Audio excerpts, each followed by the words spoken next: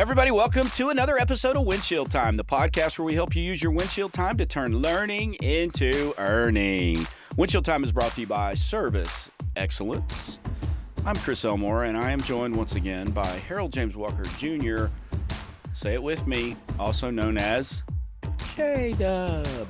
Today, we're going to be talking about how you can add or subtract value through your labor. Stay tuned.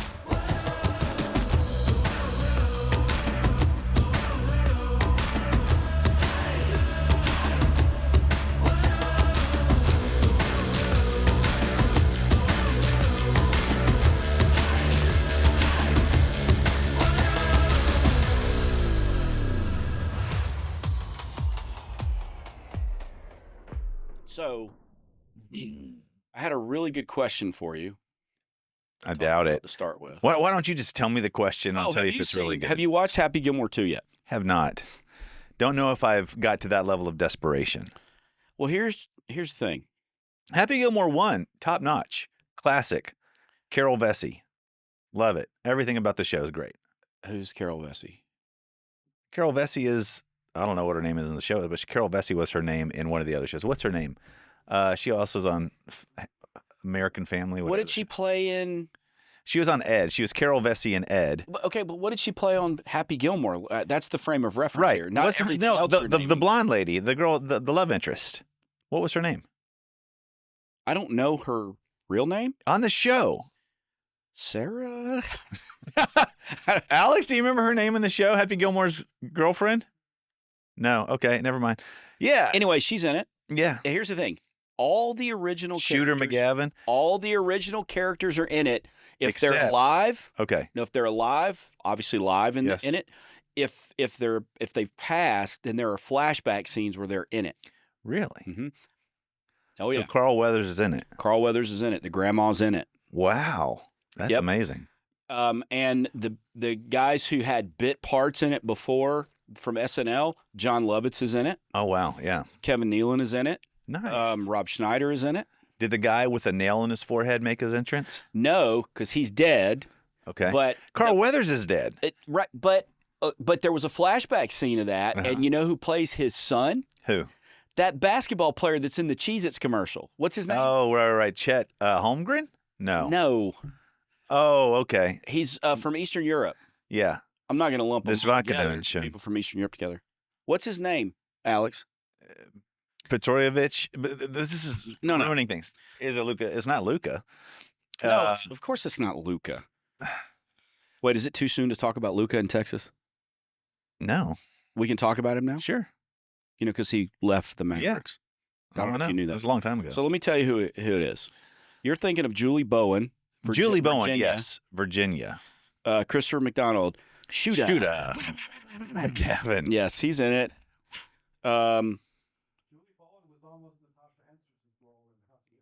Oh, okay. Oh, Alex is shamelessly plugging, again, a documentary he's making, but you can't hear what he's saying. John Daly's in it, like Vern Lundquist is in it. Nice. John Daly. Who's the basketball player, Alex?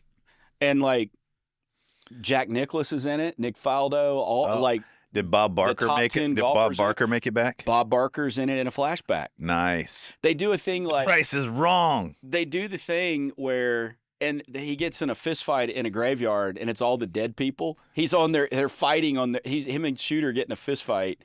That's amazing. And they're fighting and it shows their individual gravestones. That's crazy. I need to watch it. And there's a flashback scene where it's grandma, the guy with the nail in his head, Bob Barker, all floating in the clouds. It's awesome. It's a raunchy comedy, but it's very well done. Travis Kelce's in it. Oh, no. God, I want to find the basketball player's name. If you know the basketball player's name, shout it out. Oh, Boban. Oh, yeah. Marjanovic. Yeah, Marjanovic, whatever his name is. Yeah, I know. Boban. Yeah, big guy. I'm with you. That guy. Yeah. He plays the son of the construction worker with the nail in his head. Nice. I like it. Yeah. Should watch. Hey, sorry to hear about your dad. Yeah, he had the nail removed, but he missed it, so he had it put back in. But yeah. Doesn't sound like the writing was that great. The reason I brought it up is because, yeah, it's a raunchy comedy. It's Adam Sandler. It's predictable, all this kind of stuff. But it's one of those movies they made 30 years later that's a throwback to the original. So it's got a new story. It's fan service. They're like trying to. Just, heck yeah! That's all it is. Yeah. Well, Same eyeball. It's funny. Oh yeah. Okay. It's funny. You need to check it out. Okay. And it's funny because they portray the fight between traditional golf and new golf, like the Live Golf League now. Oh, right. But the funny thing is, the regular golf team that they put together is Scotty Scheffler and Roy McIlroy, who are PGA Tour. Oh, sure. And Bryson DeChambeau and Brooks Koepka, who are Live. And they're they're represent regular golf. That's awesome. But there's a super funny scene where they're at a champions dinner. Nicholas gets on the humor. These golfers you normally see, they're all business. They never really show much emotion. Yeah. It's funny. I'll watch it. It's funny. I'll watch it. Have you seen it, Alex? Have you seen the original Happy Gilmore? Okay, good. Good. Well, we're about to have some issues here. We're going to have some in stuff. fact, I actually believe he probably just said yes to bypass any type of potential issues, even if he hadn't seen the film. Mm-hmm. He's no, I've definitely seen it. Yeah, show me that picture of your girlfriend in California again. That's right. She's pretty hot. Take a drink of your beverage, James. There you go. Those of you listening or watching out there, take a drink of your beverage right now. Okay. All right. Here we go. So labor, yeah, because this and press play, this is the one that gets the least. This is the redheaded stepchild. Yeah, we don't really talk about labor much because a lot of people assume it's technical. Of course, it's not. But your technical piece of it makes up a big part of the value. Sure. But really, with the way you perform, and kind of in a recent podcast, we were talking about the total value of the call. Mm-hmm. The way you perform your labor adds to the total value of the call. Okay, so let me say this. We were doing. Say it. Thank you. PRESSPL is where the labor comes in.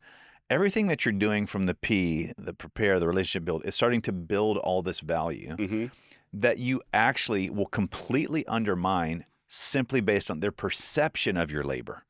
So you can be amazing and thoughtful and kind, but if you go back and forth to the truck 30 times, everything that you did to build value now is completely eroded. If you leave Would you say it's like a house of cards that falls? Only if you build with like cards. A Jenga that topples? Yes, we'll go with that. I think the Jenga value can start falling like dominoes. I would say that everything up until this point is building expectation, and this is now managing perception. But it can topple. Yes, like removing the wrong.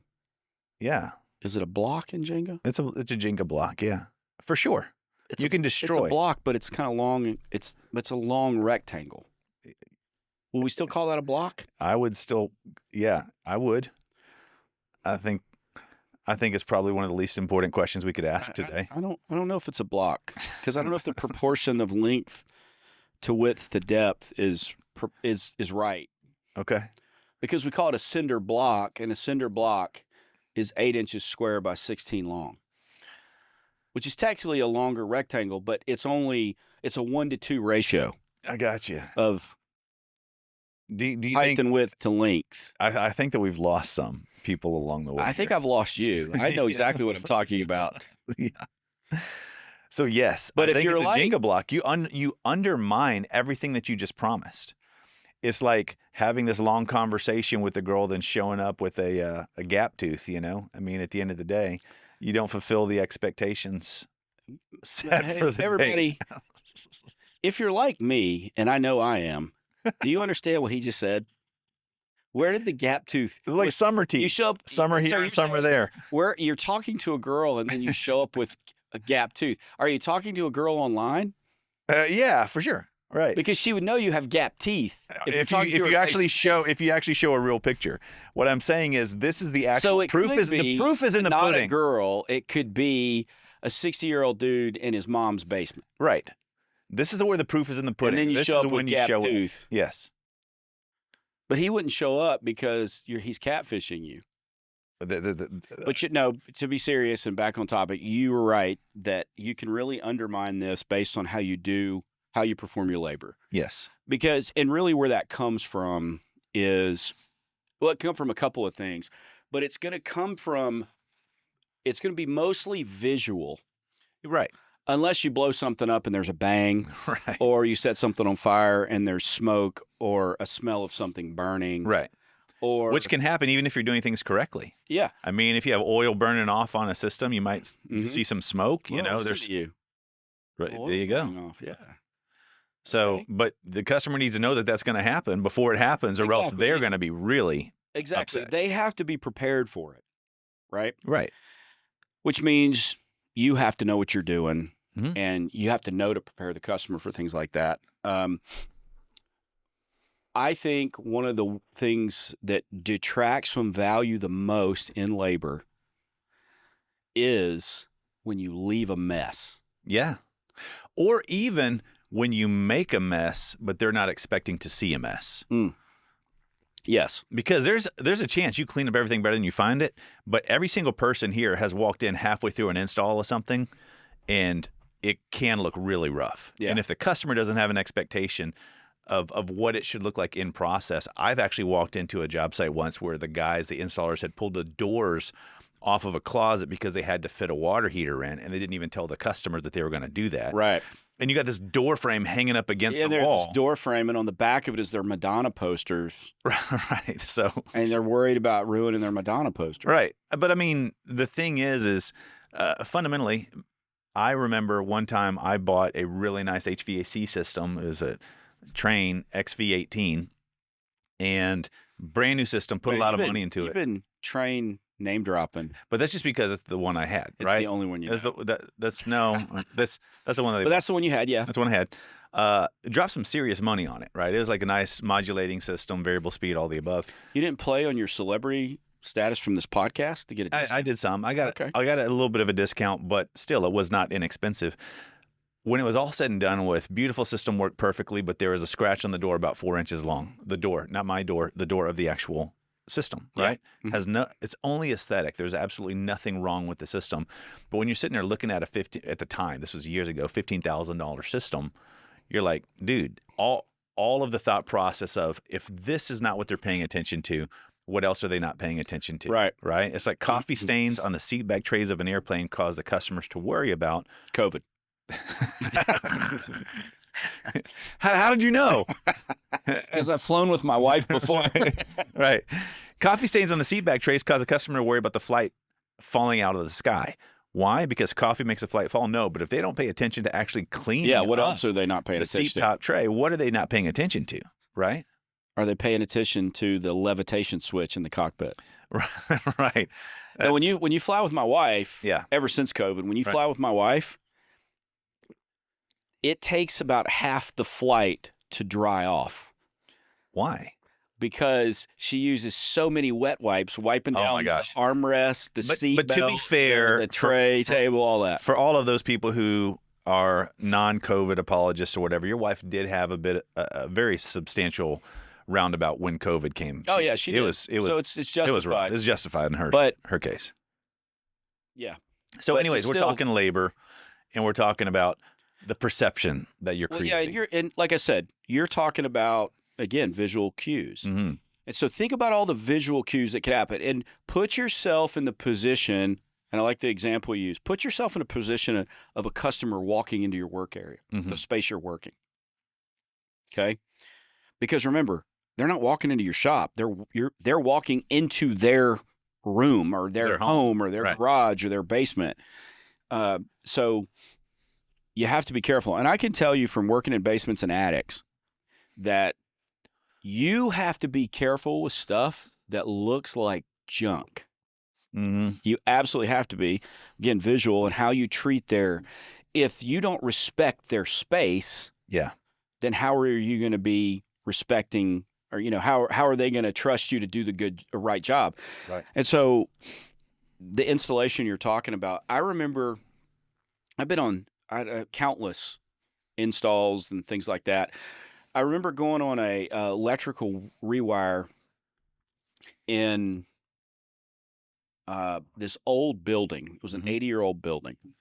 And we go there, and they're doing a rewire to upgrade the wiring from knob and tube or cloth Sure. covered wire or something to make it safe because they're renovating this unit. Somebody was living in it at the Mhm. time, and they started the renovation while they lived in it. And one of the things they wanted to do was the rewire. They were not going back to studs on the walls. Yeah.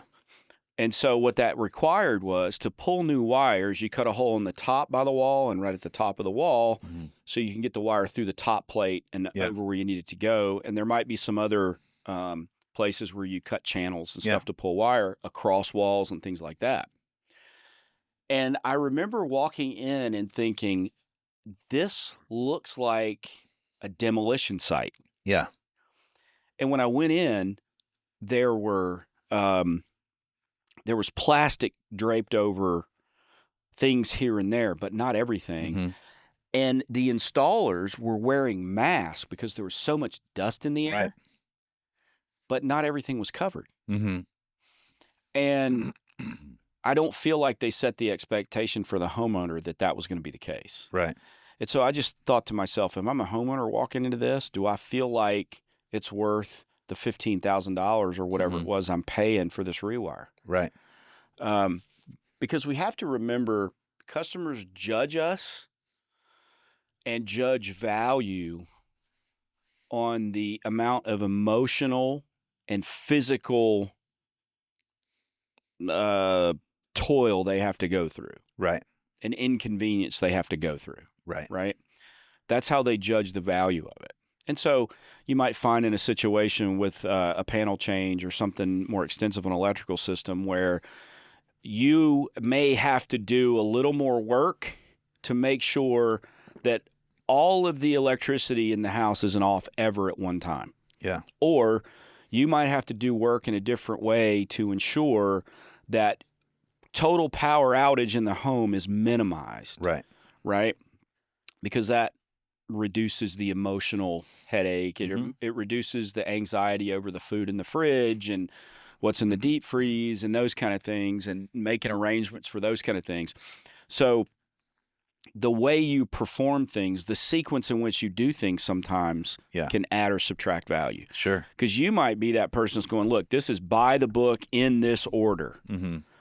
But the customer, say, requested, look, I want to be able to keep I need to be able to keep my fridge on. Yeah. You know, I just put a bunch of meat in it or whatever, and I need to keep that on. What can we do? Or I have to work from home. I can't work anywhere else. I have to work from home. And so I need the power and internet up so I can work from home. I'm working in a room you're not going to be in, but I need that on as much as possible. What can we do?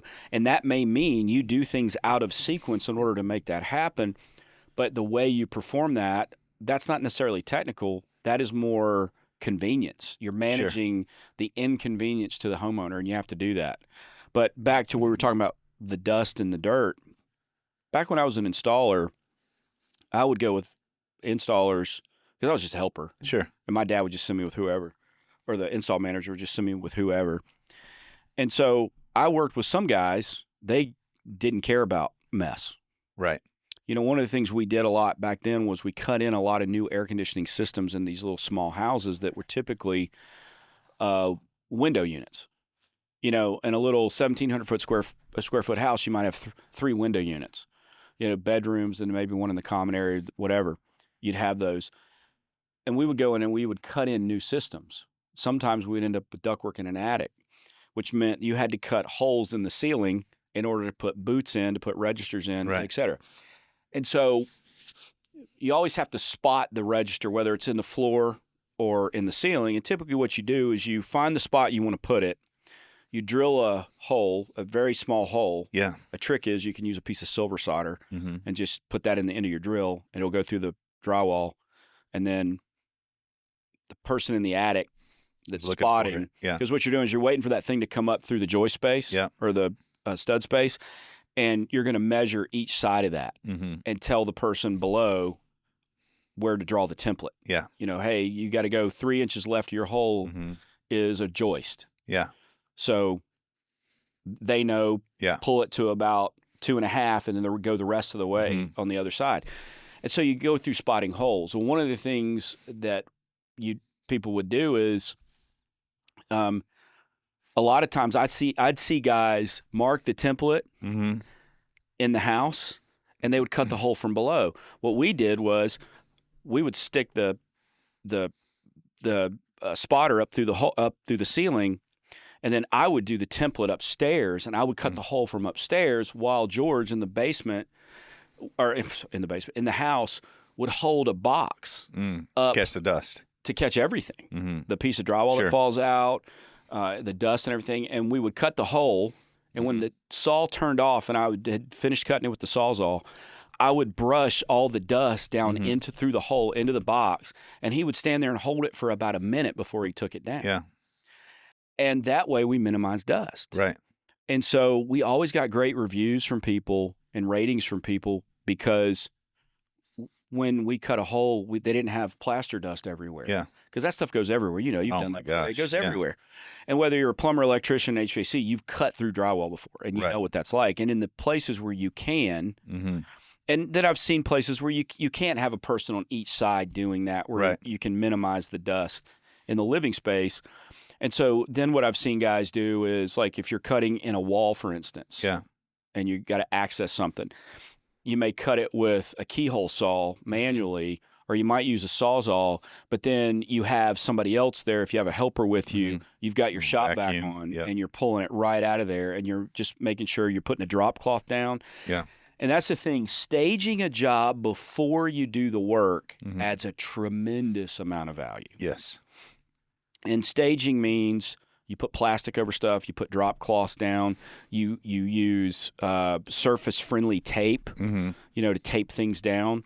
One of the things we would do is, when we got to an install, if we were going across hardwood floors to get somewhere, we would tape drop cloths down on the paths we were going to walk, and we would never stray off of it. Yeah. So we were showing the customer we were respecting their property. When you're able to show them respect and their property respect throughout the whole call, that really builds a tremendous amount of value. I think that kind of the golden rule comes into effect here. Do unto others as you would do unto yourself. But I think as technicians, we wouldn't care about the mess because we'd be cleaning it up anyway in our own home. Yeah. Or somebody else may be cleaning it up. So I think you got to do better. Yeah. And some people say, well, do it like you're doing it for your grandma. Yeah. Whatever. But the opposite is also true. If you go into somebody's house and you're not wearing floor savers, you don't put down drop cloths, you don't tarp things off and make sure to minimize any kind of dust or anything like that, then that's going to detract from value.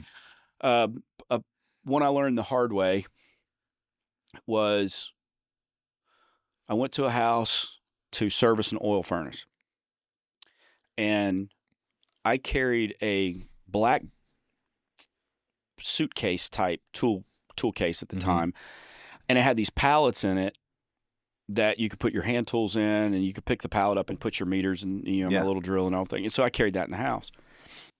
Well, I remember one time I went to do this oil furnace, and I put it's in a laundry room.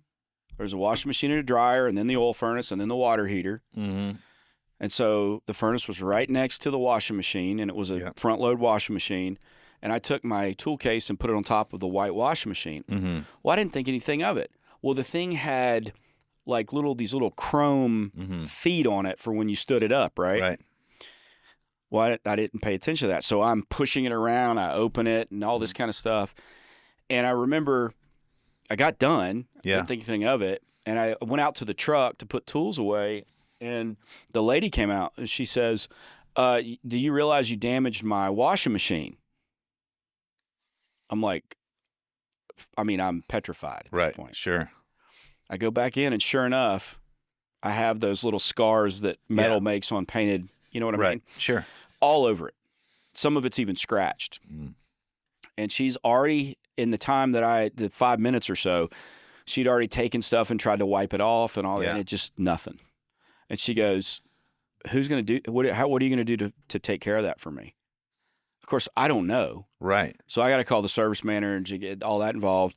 And we ended up replacing the woman's washing machine because there was no way we could buff it out or whatever. It's done at that point, Yeah, and so we ended up replacing her washing machine, which negated everything money-wise that I had done for her maintenance and that. And but that just shows you, because up to that point, it was great. She liked me. We were having a conversation. I made a good relationship with her. It blurs sometimes, but I think she might have made me a sandwich or something before that. And then after that, it was just totally eroded. Everything was gone because I scratched up her washing machine. Yeah. Now, we made it right. Sure. But what if I went back to her house with her new washing machine? What do you think would happen? What if I got sent back to service the furnace the next time? Right. I mean, how would she feel towards me? Yeah. It would be it's precarious. She may not mention it. Yeah.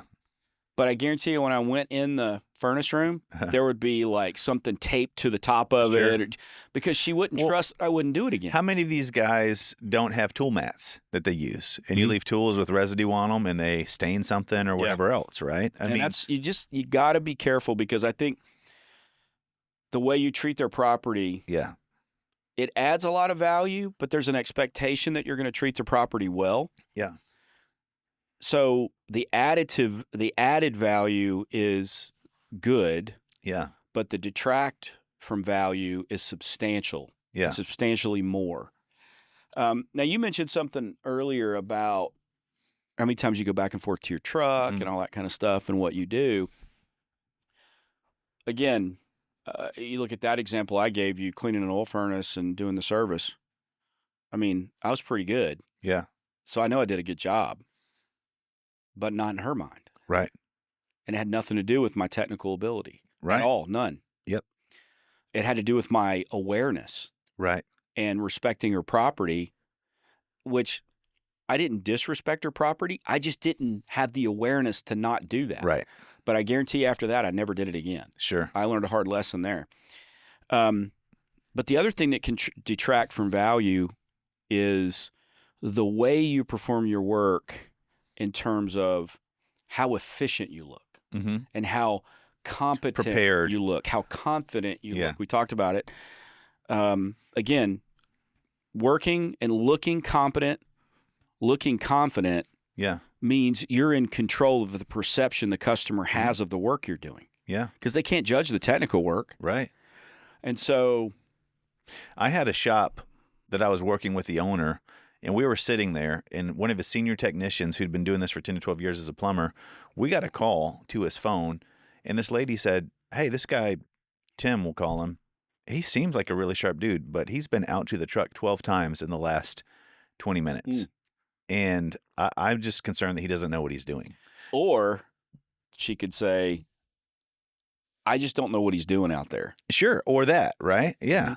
100%. And dude, I know Tim, he's a great technician and all the above, but there's just these things that we don't even think about because the job has been bought and now we're just in go mode. Yeah, we're in the zone. We're in the zone. And we put these blinders on to now get this knocked out as quickly as we can.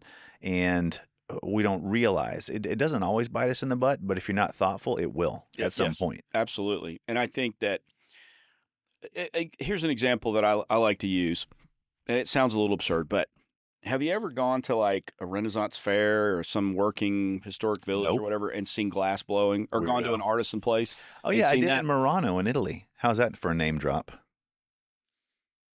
Just south of Venice, the little island there. Go ahead. Please keep talking. It wasn't a Renaissance fair. I'm not weird or anything.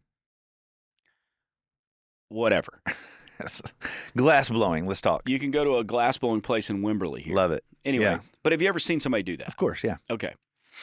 So I think it would be pretty apparent, even though you have no knowledge of the temperature to heat the glass, of how much pressure to put on it to make the shapes, how to swing the thing around, how much air to blow down the tube, all these things. You don't know any about that. Right.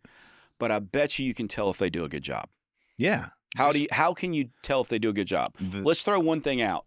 They make something serviceable as glass, right, or recognizable in glass. So the outcome, that's easy. Yeah. You there and it's broken, you do work, it works. Right. I can judge you based on that. Let's throw that out. I think the fluidity of their movement, the ability to make it do one thing and have it finish the way they want. Like they take an action and they achieve a result, as opposed to hesitant, mincing steps, kind of just an unfamiliarity with the There's actual. not like cooled molten glass blobs all right, over the floor. right. They don't have multiple berms Yeah. about their head and forearms and hands, right? They're not missing an ear. No, Mike, stop touching it for the 10th time. Stop spitting on it. You're going to Right. burn your tongue off again. Right. But you can tell, and you don't have to be an expert in something to judge Whether or whether not someone somebody else looks- is an expert. That's right. Yeah. To get that outward appearance, right? Yes. And I think you could pick any number of things like Shoeing that. horses, whatever. Yeah, you can. I mean, professional athletes. Yeah. You can tell if someone's good at what they're doing in a very short amount of time. Yeah. And you do not have to be doing it at their level Yeah. at all. Right. You may not be familiar at all with it. Right. Like, if I had to watch a polo match, I Yeah. could probably figure out who the best. You call them players, Yeah. We'll call or is it player. riders? Horseman, maybe. But they use the mallet thing too. I mean, Yeah. That's true. I could probably figure out who are the best players or horsemen or riders or Mhm. whatever on the Pitch? field, ground, Right. ground. Yeah. We'll go with the grounds. Polo grounds. Yes. That was a stadium in the Bronx or Brooklyn Oh, Dodgers. good. Anyway, so the point is, you don't have to be an expert. Mm-hmm. As a matter of fact, your expertise could actually detract from the appearance that you know what you're doing if that's all you focus on, Mm-hmm. right? So I think there's a certain amount, and I'm going to use this word, there's a certain amount of showmanship that has to go into this, Yeah. not for the purposes of manipulation or fooling anybody, but I think you have to be, I don't know, maybe more purposeful Mhm. about certain aspects. Yeah. Like, let's say you're doing something, a repair that would normally be hidden. Yeah. Okay. Well, to build value, you may show the customer, remember we were going to replace this thing and, Mhm. and I told you how to do this. Well, I just want to show you where it is, and because it's behind a wall that's Right. going to be sealed up later, it's up in the attic. I just want to show you what Right. this looks like. And that's what I mean. I don't it's more show and tell than showmanship maybe. Right. But I think when you do those things, that adds value to the labor you're doing. Well, I got one for you. Have you gone on any calls recently where you're on the back side of a house working on a condenser or on a garage working on a water heater or whatever else, and the guys are sitting there jawing, and talking, and you look up and there's a Ring camera in your face?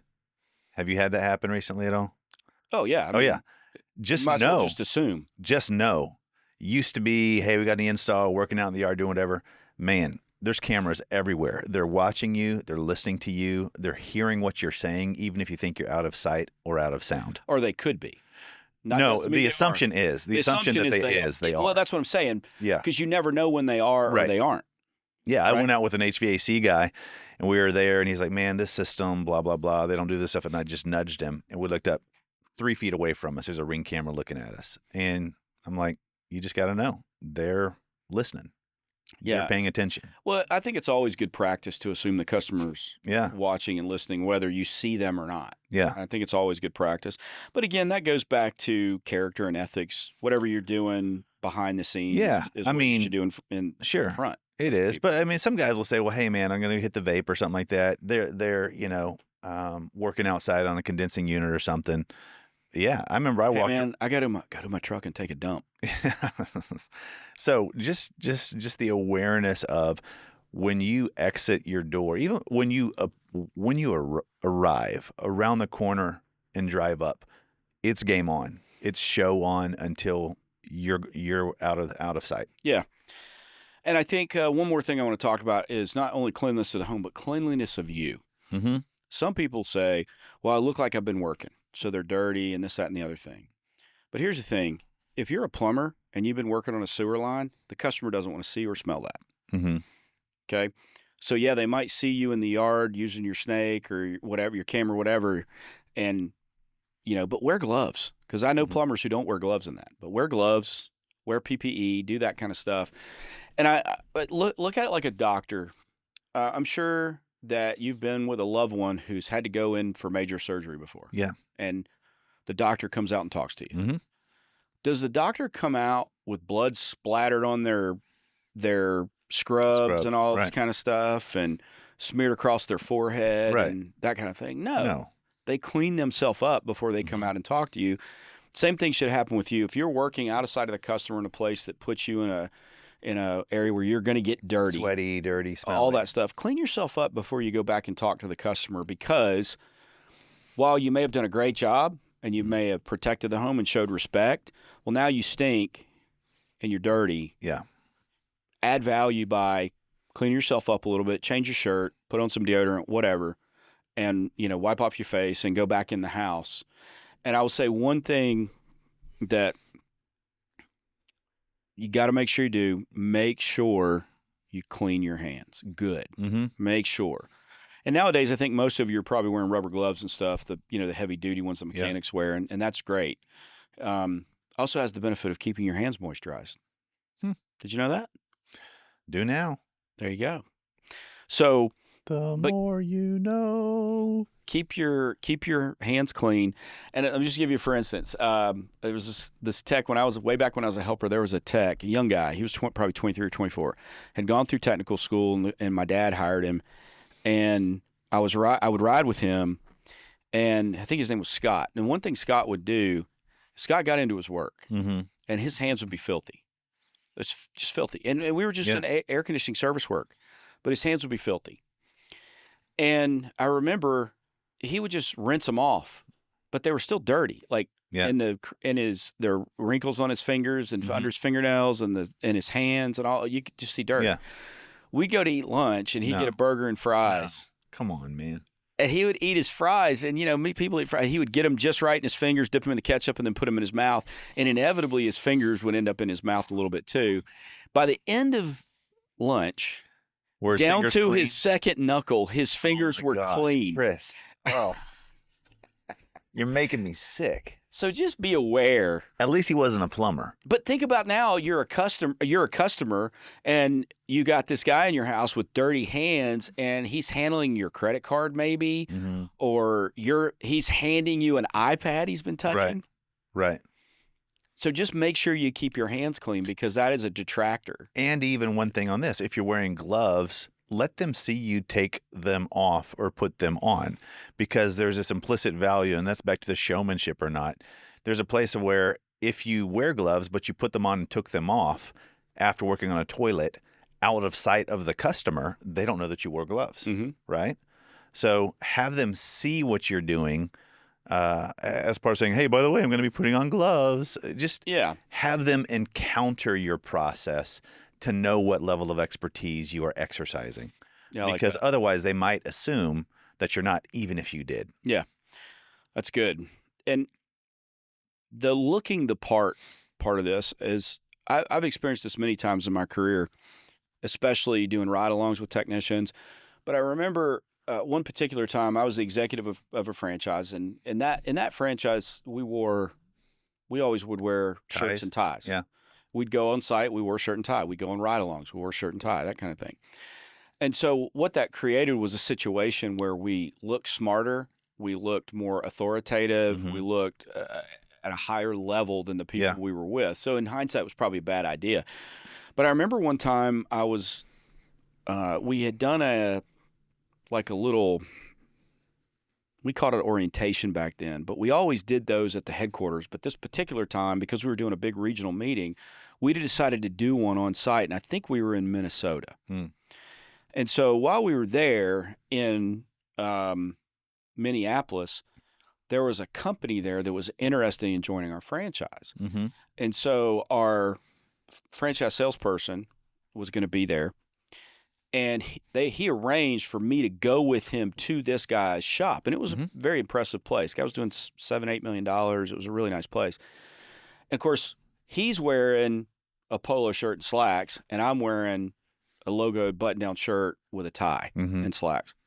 And we go there, and we're standing in the guy's shop, and our sales guy's doing all the talking. Right. And I'm there, and occasionally I'll answer a question. Well, the prospective franchisee never really looked at me because I wasn't saying much. And there was an assumption there that I might have been the boss, or I was just a suit and tie, right? Stuff shirt kind of corporate guy. Yeah. Well, then he said something technical that the franchise salesperson didn't understand. And I kind of laughed at it and responded. Right. And then all of a sudden, boom, he started looking at me. Yeah. And the way you carry yourself and the way you talk and the way you look will cause people to change how they see you or change how they view you. Right.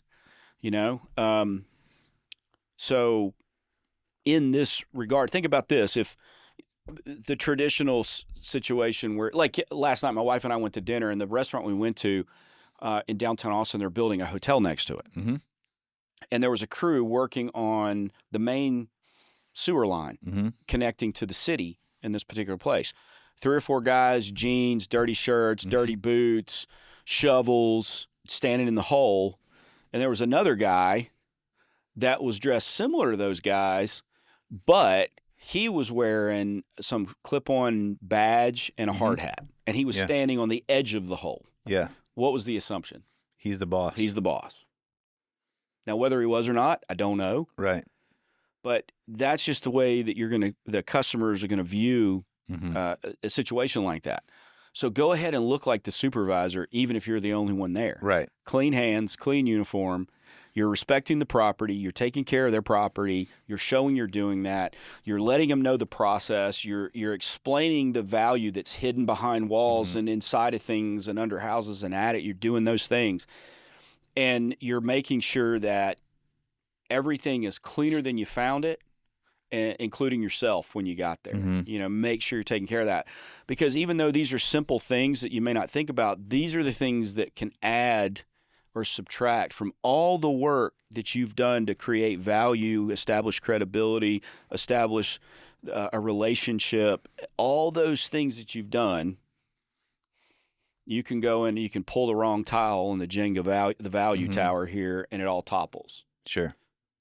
Knew I was It's not gonna a work it in. tile. I did, but you said tile. It's not tile. Block? Wrong block. Yeah. Okay. I used the wrong unit Yes. of construction, Yes. right? And in so doing, eroded the value that you'd built up this Yes, whole time. up to that point. I erased my credibility for using the wrong word. But see, that's as easy as it can be. It's as easy as it can get. And so you just have to pay attention to, even though labor seems technical, labor is about how you perform the work.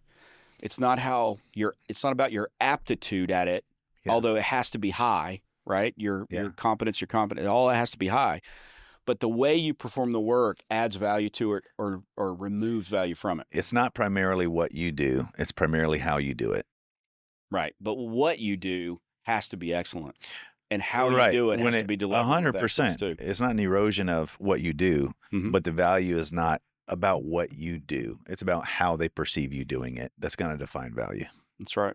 That's good. All right. Well, as always, if you want to know more about this, you can contact me, 254-733-7109 or Elmore at serveextra.com. If you want to get a hold of me, 254-230-5266 or James at serveextra.com. I like how you go into your Barry White, your William Shatner / super terrible Barry White announcer voice when you do that.